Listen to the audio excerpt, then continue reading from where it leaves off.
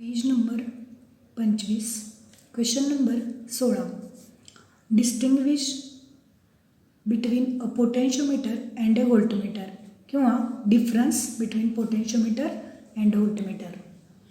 आता इथं पहिला पॉईंट बघा, it is more sensitive than a voltmeter. Voltmeter is less sensitive than a potentiometer. म्हणजे इथं पोटेन्शियोमीटर हाच व्होल्टमीटरपेक्षा जास्त सेन्सिटिव्ह असतो आणि हा कमी सेन्सिटिव्ह असतो. Number 2, it can be used to measure potential difference and an EMF of cell. तर number 2, it cannot be used to measure an EMF of a cell but measure only potential difference. तर इथं फक्त हा potential difference major करू शकतो, EMF major करू शकत नाही. आणि पोटेन्शियोमीटर हे EMF इलेक्ट्रोमोटिव्ह फोर्स आणि PD पोटेन्शियल डिफरन्स अशा दोन्ही गोष्टी मोजू शकतो. Measurement of potential difference or EMF is very accurate. तर पोटेन्शियोमीटरच्या सहाय्यानं PD किंवा पोटेन्शियल डिफरन्स आणि EMF अगदी ॲक्युरेट मोजता येते. Number 3, measurement of potential difference is less accurate by using voltmeter. Number 4, A very small potential difference of the order of 10⁻⁻6 volt can be measured with it. A very small potential difference cannot be measured with voltmeter. तर व्होल्टमीटरच्या सहाय्यानं अगदी small जर potential difference असेल तर measurement करता येऊ शकत नाही. नंबर 5, लिस्ट काउंट म्हणजेच LC of a potentiometer is much better than a voltmeter. तर पोटेन्शियोमीटरचा लिस्ट काउंट हा खूप चांगला असतो व्होल्टमीटरपेक्षा.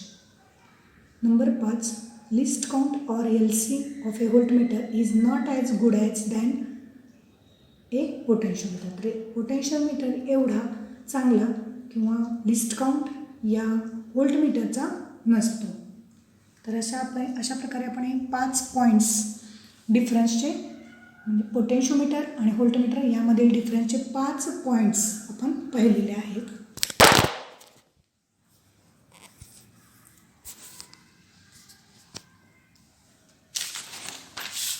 तर आपण आता हे पहा, पुढचा पान आहे 26, पान number 17. Derive with the help of a neat circuit diagram how you will determine the internal resistance of cell by using a potentiometer. Derive the necessary formula. तर अशा प्रकारे इंटरनल रेजिस्टन्स ऑफ सेल याच्यासाठी ही figure काढलेली आहे. याच्यामध्ये potentiometer आहे हे म्हणजे 4 मीटर लांबीची जी लांबी आहे याची वायरची, याला आपण पोटेन्शियोमीटर म्हणतो A to B. तर अशा प्रकारे इथं कनेक्शन केलेलं आहे. The experimental setup for this method is as shown in above figure.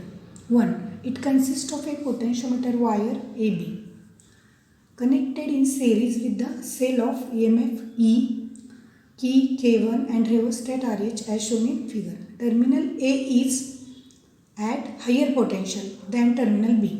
तर जे पोटेन्शियोमीटरचं A हे टर्मिनल आहे त्याचं पोटेन्शियल डिफरन्स हा जास्त आहे या B पॉईंटपेक्षा. A cell of EMF E1 whose internal resistance R1 small r1 is to be determined is connected to the potentiometer wire through a galvanometer G and jockey G. पान number 27. A resistance box R is connected across the cell E1 through key K2. तर इथं capital हा resistance जोडलेला आहे. R is the resistance box.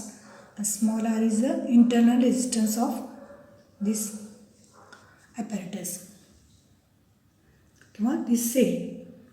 Initially की K1 is closed. तर सुरुवातीला की ही जी K1 दाखवलेली आहे ती K1 क्लोज्ड आहे आणि K2 ही जी की आहे ती ओपन आहे. क्लोज्ड म्हणजे याच्यामध्ये की इन्सर्ट करायची आहे त्यामुळे ती क्लोज्ड झाली आणि K2मध्ये फक्त कनेक्शन जोडायचं आहे की, परंतु कीमध्ये की इन्सर्ट करायचे नाही म्हणजे K2ला त्याच्यामुळे ओपन की म्हटलेलं आहे.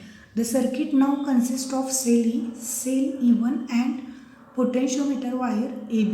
The null point is then obtained. Let L1 is length of potentiometer wire between null point and point A.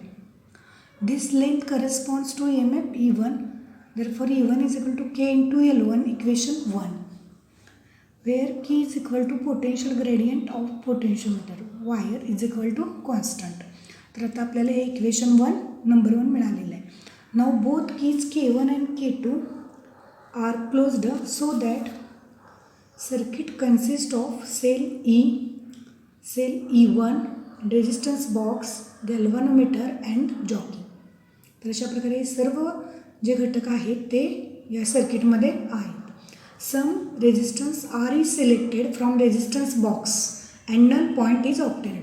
काहीतरी ठराविक असा एक रेजिस्टन्स हा रेजिस्टन्स बॉक्समधून आर हा काढायचा आहे की जेणेकरून आपल्याला नल पॉईंट मिळेल. Length of wire L2 between null point and point A is measured. याच्यानंतर आपण लेंथ L2 मेजर करायचे.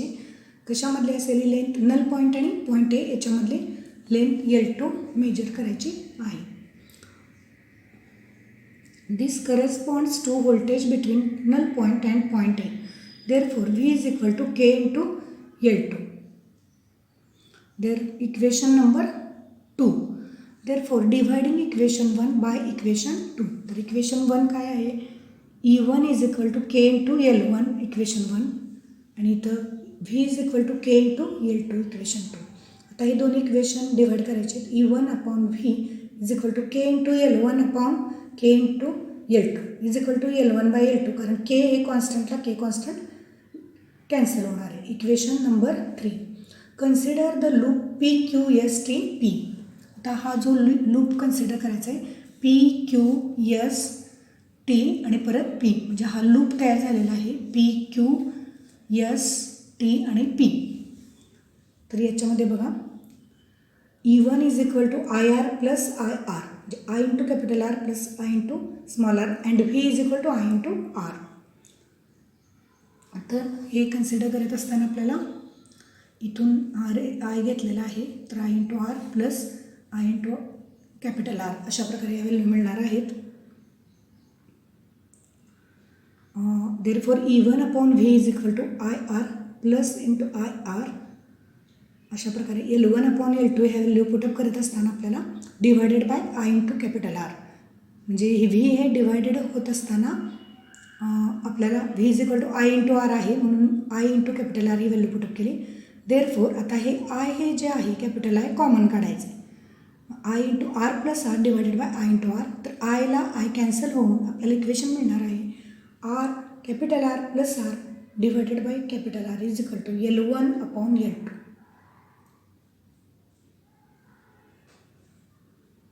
कारण आपल्याला E1 अपॉन V याची व्हॅल्यू जी आहे ती इक्वेशन नंबर 3 मध्ये L1 अपॉन L2 मिळालेली आहे म्हणून ती व्हॅल्यू पुटअप करायची आहे. Therefore small r is equal to R into bracket L1 divided by L2 minus 1 bracket complete. Equation number 4. This equation 4 gives internal resistance of a cell. तर अशा प्रकारे पान नंबर 27 वरती आपल्याला किंवा ही जी डायग्रॅमच्या सहाय्यानं आपण हा इंटरनल रेजिस्टन्स ऑफ सेल हा क्वेश्चन जो आहे तो पूर्ण केलेला